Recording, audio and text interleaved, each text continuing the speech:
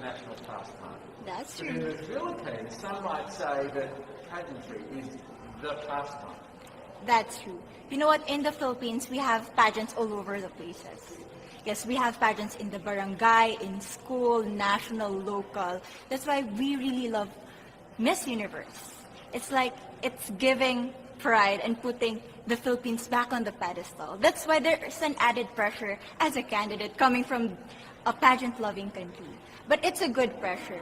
I always look up to our former Miss Universe Philippines. They really did well in the competition. And now this is my time to show who I am, to offer what Rabiya can show to the rest of the universe. So I'm very happy, and at the same time, I'm excited to make all my kababayans proud. And hopefully I do. Why do you think it is that the Philippines love pageants? They have appreciation for beauty. We do love pageant because we used to think that we wanted to be included in the world.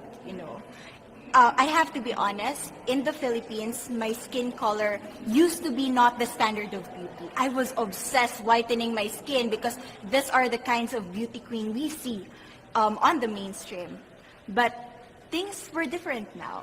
That's why I'm very proud to be a morena. In the Philippines, we call it morena. It's brown skin girl. And to be able to represent, my color, my identity as a true Filipina. Tell me about your journey to being crowned Miss Philippines. In a world that, in a country, I should say, that loves pageants. That must have been a very intense process. Tell me about, your journey to being Miss Philippines. Well, my journey was crazy. You know what? I started to be a dark horse. Nobody noticed me. Nobody knows I was in the competition up until the preliminary and the coronation night. And when I won, I received different comments. Of course, there were people who didn't expect me to do well, who think that I cheated. That's why I need to redeem myself in Miss Universe. I really need to do well in this competition. And the thing is, I love pressure. I love criticism. I get better every day with that.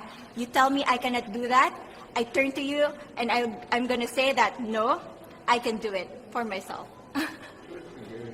So how does it feel then to be on the global stage? How do you feel to be here in this moment, right now?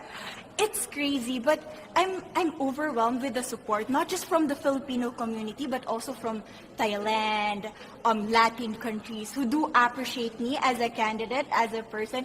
It motivates me that I am beautiful. I can offer so much in this world. And when somebody believes in you, it gives you that extra energy to really do well and perform well.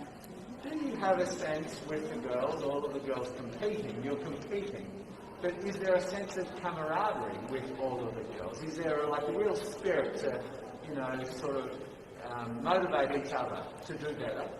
You know what? I have a different idea about Miss Universe. I thought it's going to be very competitive, in a healthy way, well, of course. But now I can see every girl helping each other, from fixing those hairs, from trying to zip up those outfits. It speaks of the closeness and the kind of camaraderie that we want to have. The goal of Miss Universe is not just to crown one girl, but also to build a genuine and long-lasting friendships among us. Would you say within the Miss Universe world, the contestants, is there a sisterhood? Are you sisters? There is sisterhood. I can say I was able to talk to different representatives from different backgrounds, different cultures. And despite our differences, there's so much to be highlighted in what binds us together. And that is because we want to empower women. We want to have our advocacies. We want to speak for the things that we love. And that's a celebration of women and the beauty that we have. So coming out of this week, obviously you would love to be crowned Miss Universe. Of course. And that would be wonderful, of course, for any of you. But what else will you take out of this week? What do you think you'll feel at the end of this week, regardless of the result? How will you be a different person? It's the growth and the development that I was able to have during preparing for this dream.